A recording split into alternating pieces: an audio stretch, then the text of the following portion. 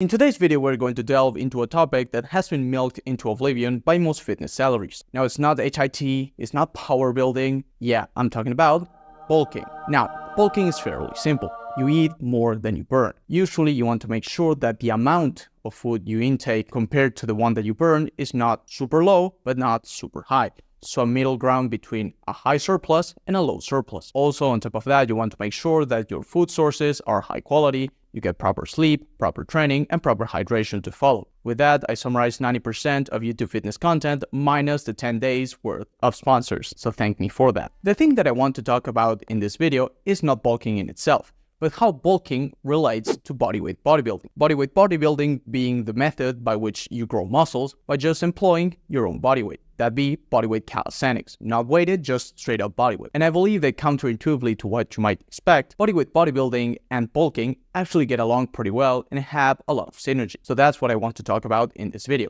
I'm going to tell you how bulking affects bodyweight bodybuilding, how bodyweight bodybuilding keeps bulking in check, and then I'm going to tell you a concept that you need to apply when approaching bodyweight bodybuilding while you're bulking. Take a shot every time I say bodyweight bodybuilding. So stay tuned. And let's get into it. The first thing we need to keep in mind when we're talking about bodyweight bodybuilding is the fact that we don't progress via weight, but in fact, we use the other variables besides weight to induce progressive overload. For example, we go from a rack chin to an eccentric pull-up, to a pull-up, to a chest-to-bar pull-up, to a sternum pull-up, and then to one-arm chin-up variations. But at the beginning, it's not noticeable the issue that lies there, and that is that as you get more advanced, the progressions you have to do increase in terms of technical demands. And this is a bad thing for hypertrophy, because the more unstable and technical a movement is, the less effective it is to allow you to take your muscles close to failure, which in terms make it bad for hypertrophy. So how can we solve this? A lot of people that do calisthenics for bodybuilding actually have this issue, and that is because they're afraid to bulk. How can bulking solve this issue, you might ask? If you think about it, you're getting heavier, so the weight you're working with is actually increasing, developing your absolute strength. You as a bodybuilder want to develop both the absolute strength and the relative strength, so you can be very jacked, but also be at a reasonable body fat percentage. The bulking affecting the bodyweight movements is actually going to allow you to develop more of your absolute strength.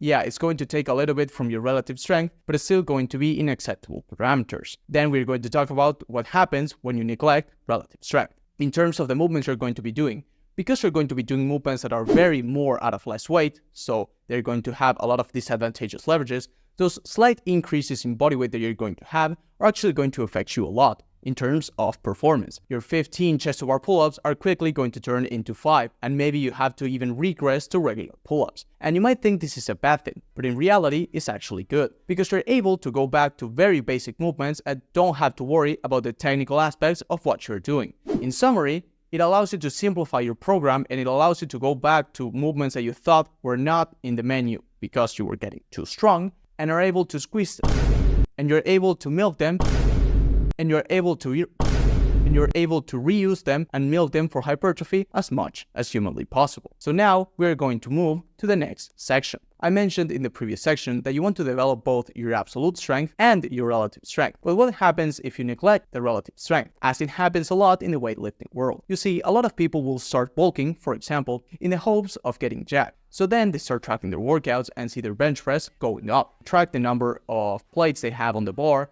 or the cable stack if they're gay, and what ends up happening is that as their body weight increases, of course, because mass moves mass, they start seeing an increase in their performance. So they attribute all of the body weight that they gained to muscle gain instead of realizing that most of it is actually fat. So we see a lot of people getting obese or horizontally challenged, as we call them in 2024, because they believe they're getting tons of muscle because their bench press is shooting up to the sky, when in reality is that they're becoming the next Lizzo. Something that we have to keep in mind is also the relative strength aspect and not just the absolute strength. And believe it or not, the same way bulking helps bodyweight movements simplifying the process, bodyweight movements help taking the bulk as effectively as possible, because it's going to show, as I previously said, if you get too heavy too fast, it's going to show in your performance on bodyweight movements. So then you can realize and you can adjust for the future. For example, you're doing 10 pull-ups and you just start doing your bulk, for example, and your pull-ups drop from 10 to 3. What was once a 10 rep max is now a 3 rep max. So then you consider,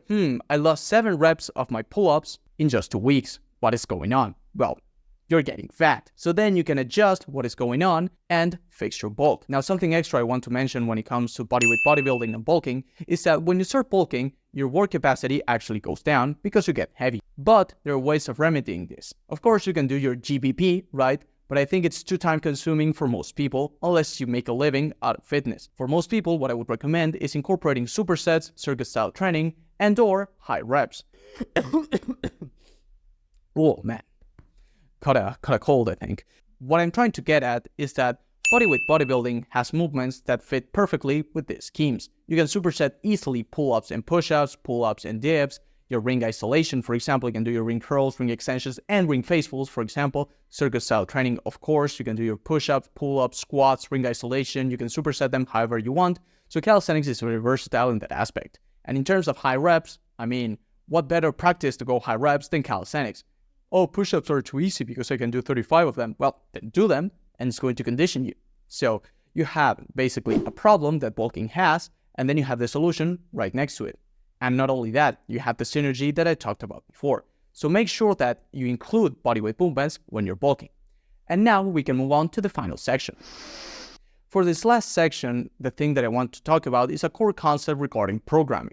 Because we know that with bodyweight bodybuilding, as we get heavier, as I previously said 3 times already, your performance is going to go down. But we want to prevent that as much as possible, maintaining as much relative strength as possible while also maintaining or increasing our absolute strength. So how can we do this? We use the concept that I like to call reverse double progression.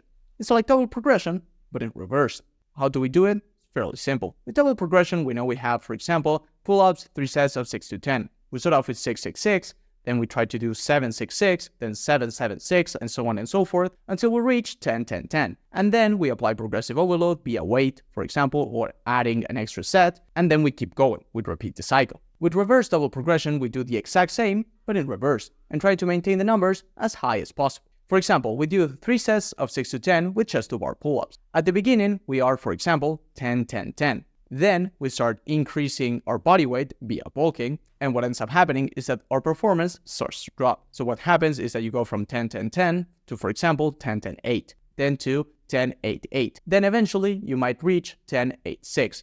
What happens in this case is that you want to take away a rep from the middle set, so you are 10-7-6. So in that way, the last set, you ensure that it's taking to failure, but also you are within the desired rep range. You keep doing that until you reach 10-6-6 or 8-6-6, for example, and then you repeat the thing you did with the middle set with the first set, and you take away a rep. And then you are 7-6-6. Once you reach 6-6-6, then you regress in terms of variation for the next session. So then the next session, you do pull-ups, 10-10-10, and then you repeat. This is how you do reverse double progression. As you can see, it's a very simple concept that you can apply, but it has a lot of benefits because it forces you to maintain a high amount of relative strength performance while your absolute strength is increasing. And that way, you can maintain both your relative strength and your absolute strength. Finally, in conclusion in this video, we can see that bodyweight bodybuilding and bulking have a lot of synergy together and should be used both as a tool to increase your relative strength